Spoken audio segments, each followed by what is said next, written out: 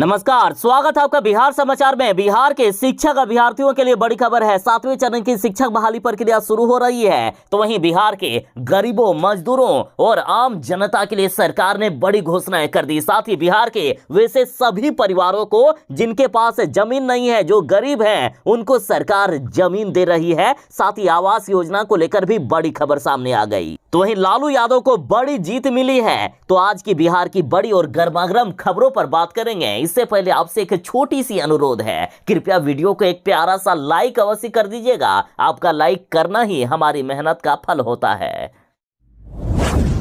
बिहार सरकार ने बड़ा ऐलान कर दिया है कि बिहार के वैसे गरीब जिनके पास जमीन नहीं है घर बनाने के लिए, तो सरकार उन्हें जमीन देगी। जमीन देने के बाद उनको घर भी दिया जाएगा। और यदि इस साल की बात करें तो इस साल 21,819 भूमिहीन परिवारों को बिहार सरकार जमीन देने वाली है। साथ ही बिहार सरकार फिर से तैयारी कर रही है सर्वे कराने की, और इस बार सर्वे में ये आंकड़ा बढ़ सकता है। और कई ऐसे परिवार हैं जिनका परिवार अभी बढ़ गया है, जैसे उनके बाल बच्चे बड़े हो गए हैं, उनकी शादियां हो गई है, लेकिन उनके पास भी जमीन नहीं है। तो उन्हें भी इस बार जमीन देने का काम करेगी बिहार सरकार। बड़ी घोषणा हो गई है कि सरकार बिहार के सभी भूमिहीनों को घर बनाने के लिए जमीन इसी वर्ष दे देगी। राज्य सरकार बिहार में वासहीन परिवारों का सर्वे करेगी। राजस्व एवं भूमि सुधार मंत्री आलोक मेहता ने विधानसभा में ये घोषणा कर दी है। कहा है कि अभियान बसेरा के तहत सरकार हर वासहीन परिवारों को जमीन उपलब्ध कराएगी, और इसके लिए अद्यतन सर्वेक्षण की कार्यवाही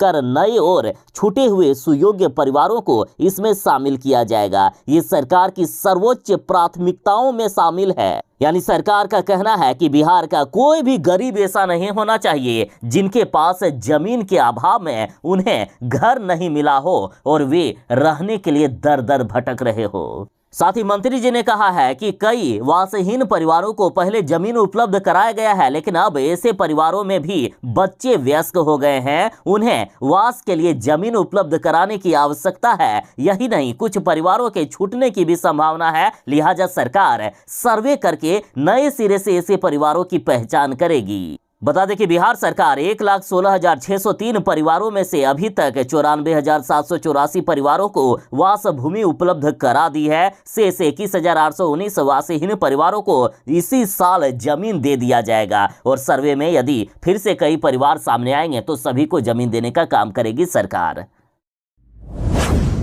बिहार के शिक्षक अभ्यर्थियों के लिए बड़ी खुशखबरी है, जो 7वें चरण की शिक्षक बहाली प्रक्रिया शुरू होने का इंतजार कर रहे हैं कि आखिर नोटिफिकेशन कब आएगा, कब आपकी वैकेंसी आएगी। तो आपके लिए बड़ी खबर है। शिक्षा मंत्री जी ने विधानसभा में घोषणा कर दी कि बिहार के शिक्षकों के लिए 3 लाख से भी अधिक पदों पर हम नियुक्ति प्रक्रिया शुरू कर रहे हैं। बता दें कि बिहार सरकार शिक्षकों के 3,20,000 पदों पर नियुक्ति करेगी। और बिहार के शिक्षा मंत्री प्रोफेसर चंद्रशेखर ने विधानसभा में इसकी घोषणा की है। शिक्षा मंत्री जी ने सदन को बताया कि 2023-24 में प्रारंभिक विद्यालयों में लगभग 80,000 शिक्षकों, 6500 शारीरिक शिक्षा व स्वास्थ्य अनुदेशक, माध्यमिक और उच्च माध्यमिक विद्यालयों में लगभग 1,30,000 शिक्षकों की नियुक्ति की जाएगी। इसके अलावा प्राथमिक विद्यालयों में 40,506 प्रधान शिक्षक, तो वहीं उत्क्रमित उच्च माध्यमिक विद्यालयों में लगभग 6,000 प्रधानाध्यापकों की नियुक्ति की जाएगी। और साथ ही बिहार में कंप्यूटर शिक्षकों के 7,306 पदों पर बहाली होगी। उसके साथ ही उर्दू, फारसी व अरबी विषयों के विशेष टीईटी और एसटीईटी आयोजित कर सरकार 26,500 पदों पर बहाली करेगी।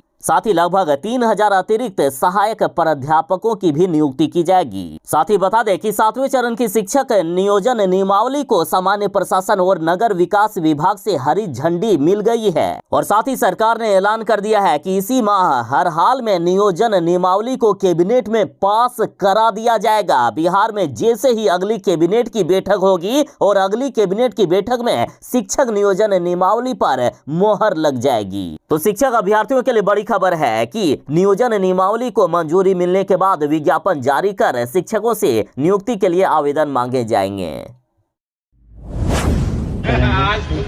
आज न्यायालय से आदरणीय लालू प्रसाद जी, श्रीमती राबड़ी देवी जी और मिसा भारती जी को जमानत मिली।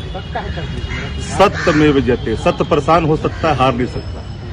सीबीआई ने लालू यादव पर आरोप लगाए थे कि लालू यादव ने जब वे रेल मंत्री थे तो उन्होंने जमीन लेकर लोगों को नौकरी देने का काम किया। लेकिन बड़ी खबर आ रही है, लालू राबड़ी और मीसा भारती को कोर्ट से बड़ी राहत मिल गई है। कोर्ट ने इन्हें जमानत दे दिया और बड़ी खबर है कि सीबीआई ने इसका विरोध भी नहीं किया। अब अगली सुनवाई 29 मार्च को होने वाली है। लालू परिवार समेत अन्य 14 लोगों को आरोपी बनाया गया था और बड़ी खबर है कि सीबीआई की विशेष अदालत ने सभी आरोपियों को जमानत दे दी है। 50,000 के निजी मुचकले पर कोर्ट ने इन्हें बेल दी है। वहीं सीबीआई की ओर से जमानत का विरोध नहीं किया गया। एक बड़ी खबर निकलकर सामने आ रही है। बिहार सरकार बिहार की बेटियों को आगे बढ़ाने के लिए युद्ध स्तर पर काम कर रही है और इधर बीपीएससी मुख्य परीक्षा की तैयारी के लिए 937 बेटियों का चयन हो गया है। इनको 50-50 हजार रुपए दिए जाएंगे। बता दें कि बिहार सरकार की घोषणा के अनुसार यदि कोई बिहार की छात्राएं यूपीएससी या बीपीएससी की तैयारी करना चाहती है तो इन छात्राओं को बिहार सरकार 1.5 लाख रुपया तक मदद दे रही है। और मुख्य परीक्षा की बात करें तो मुख्य परीक्षा की तैयारी के लिए 50,000 रुपये दिए जाते हैं। तो वहीं साक्षात्कार की तैयारी के लिए यानी इंटरव्यू की तैयारी के लिए 1 लाख रुपये दिए जाते हैं। टोटल 1.5 लाख रुपये बीपीएससी या यूपीएससी की तैयारी करने के लिए बिहार की बेटियों को बिहार सरकार की तरफ से दिया जाता है। बिहार सरकार बिहार की बेटियों को जो इंटर पास कर गए हैं उन्हें 25-25 हजार रुपये और जो स्नातक पास किए हैं उन्हें 50-50 हजार रुपये की सहायता राशि देती है ताकि बिहार की बेटियों की आगे की पढ़ाई पैसे के अभाव में ना रुके। और अभी बड़ी खबर है कि इग्नू से जिन बिहार की बेटियों ने स्नातक पास कर लिया है उन्हें भी कन्या उत्थान योजना के तहत 50-50 हजार रुपये मिलेंगे। देखिए, इग्नू बिहार सेंटर से 1 अप्रैल 2021 से लेकर 31 अक्टूबर 2022 के बीच 8,000 छात्राओं ने ग्रेजुएशन पास किया है और इन सभी छात्राओं को मुख्यमंत्री कन्या उत्थान योजना के तहत 50-50 हजार रुपये मिलेंगे। तेजस्वी यादव जल्द ही स्वास्थ्य विभाग में 1,60,000 सरकारी नौकरियां देने वाले हैं। साथ ही तेजस्वी यादव ने बड़ा ऐलान किया कि राज्य के बचे 15 जिलों में जल्द ही खुलेंगे मेडिकल कॉलेज। विधानसभा में बिहार के उप मुख्यमंत्री तेजस्वी यादव ने बड़ा ऐलान कर दिया है। देखिए, राज्य के सभी जिलों में मेडिकल कॉलेज खोले जाएंगे और इसको लेकर उप मुख्यमंत्री सह स्वास्थ्य मंत्री तेजस्वी यादव ने सदन में ये घोषणा की है कि राज्य के 23 जिलों में अभी 24 मेडिकल कॉलेज हैं और इसमें से 9 संचालित हैं जबकि 15 का निर्माण कार्य चल रहा है और बाकी बचे बिहार के 15 जिलों में नए मेडिकल कॉलेज का रास्ता प्रशस्त हो गया है और जल्द ही इन 15 जिलों में भी मेडिकल कॉलेज सह अस्पताल खोल दिया जाएगा। साथ ही तेजस्वी यादव ने कहा है कि अस्पतालों के लिए जमीन खोजने के लिए विशेष टीम गठन करेगी सरकार। तो वहीं 31 मार्च तक तैयार हो जाएगा दरभंगा में डीएमसीएच का सुपर स्पेशलिटी भवन। साथ ही तेजस्वी यादव ने यह भी ऐलान किया है कि कोई यदि बिहारी दूसरे राज्य में पलायन कर यदि वहां रह रहे हैं और वहां पर कोरोना वायरस से मान लीजिए उनकी मौत हो जाती है तो उन्हें अनुदान नहीं मिलेगा। बिहारी यदि बिहार में रहकर ही मरे तभी उन्हें अनुदान मिल पाएगा। आंगनबाड़ी सेविका के लिए बड़ी खबर आ रही है। देखिए, आंगनबाड़ी सेविका की मृत्यु के 2 साल बाद भी यदि उन्हें अनुग्रह अनुदान की राशि नहीं मिली है तो सभी डीपीओ का शो कॉज होगा। बिहार सरकार का कहना है कि आंगनबाड़ी सेविका की सेवा अवधि के दौरान मृत्यु होने के बाद अनुग्रह अनुदान लंबित रखने के कारण दोषी सभी डीपीओ से डीएम के माध्यम से स्पष्टीकरण मांगा जाएगा। ये निर्देश बीते दिन प्रमंडलीय आयुक्त कुमार रवि ने दिया है। यानी सीधा सीधी कहना है कि यदि आंगनबाड़ी सेविका की सेवा अवधि के दौरान मृत्यु हो जाती है तो जितनी जल्दी हो सके उनके परिजनों को या उनके परिवार को अनुग्रह अनुदान की राशि दे दी जाए। बिहार के युवा यदि सरकारी नौकरी की तलाश कर रहे हैं तो आपके लिए बड़ी खबर है। 12वीं पास युवाओं के लिए बैंक में काम करने का सुनहरा मौका है। लोन ऑफिसर की 150 पदों पर बम्पर बहाली निकाल दी गई है। देखिए, बिहार के भागलपुर में बेरोजगार युवाओं के लिए खुशखबरी है। यहाँ रोजगार कैंप में 12वीं पास युवाओं के लिए बैंक लोन ऑफिसर के पद पर बहाली की जाएगी। बता दें कि बिहार के भागलपुर में रोजगार कैंप का आयोजन किया गया है और इस रोजगार कैंप में 18 18 वर्ष से लेकर 35 वर्ष के युवाओं के लिए लोन ऑफिसर की नौकरी दी जाएगी, जिसमें इंटरव्यू एवं सिलेक्शन के बाद 15,000 रुपए मासिक वेतन दिया जाएगा। बता दें कि भागलपुर के नियोजनालय में 17 मार्च को एक दिवसीय रोजगार कैंप का आयोजन किया जाएगा और इस कैंप में कुल 150 पदों की वैकेंसी है। रोजगार कैंप 11 बजे सुबह से लेकर 3 बजे शाम तक चलेगा।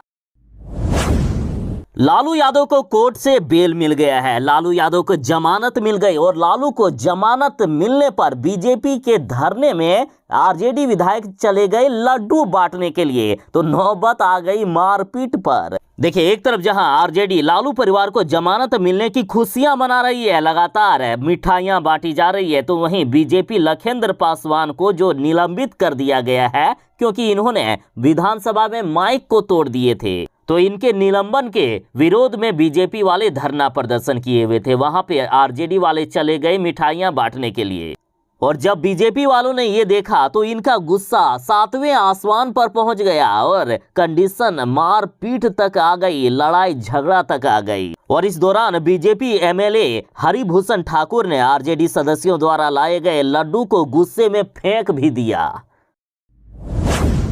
बिहार विधानसभा के इतिहास में शायद ये पहली घटना होगी जब किसी विधायक ने विधानसभा अध्यक्ष के सामने ही माइक को ही तोड़ दिया।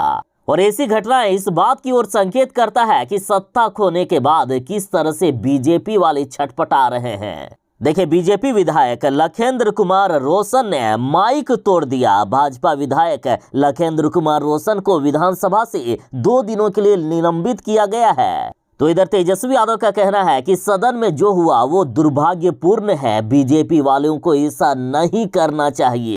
इस बीजेपी विधायक पर सदन के अंदर माइक तोड़ने और असंसदीय आचरण करने का आरोप लगा है।